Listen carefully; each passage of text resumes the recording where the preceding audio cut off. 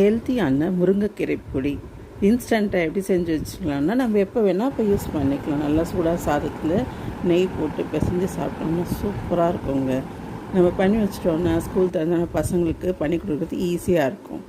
இப்போ நம்ம யூஸ்வலாக எப்போவுமே எடுக்கிற மாதிரி கீரை மரத்துலேருந்து எங்கள் வீட்டில் மரம் இருக்கிறனால அதில் எடுத்து நல்லா இலையாக எடுக்கணுங்க. அந்த காம்பு கொஞ்சம் இல்லாமல் இருந்தால் பசங்க சாப்பிடும்போது நல்லாயிருக்கும். இதுக்கு வெறும் 3 பொருள் தாங்க.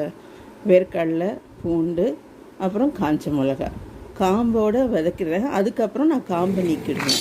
இப்போ வெறும் வானலில் இந்த 3த்தையும் நல்லா சேர்த்து வதக்கிக்கோங்க, எண்ணெயே இல்லாமல். அதுக்கப்புறம் இலைய தனியாக வதக்கி வச்சுக்கோங்க. ஈரப்பசை இல்லாமல் நல்லா வதக்கிங்க. கருகாமல் நல்லா கொஞ்சம் பச்சையாகவே இருக்கிற மாதிரி பார்த்துக்கோங்க. அப்போ தான் நல்லா சுவையாகவும் பார்க்குறதுக்கு நல்லாயிருக்கும். அதுக்கப்புறம் நீங்கள் வதக்கின பிறகு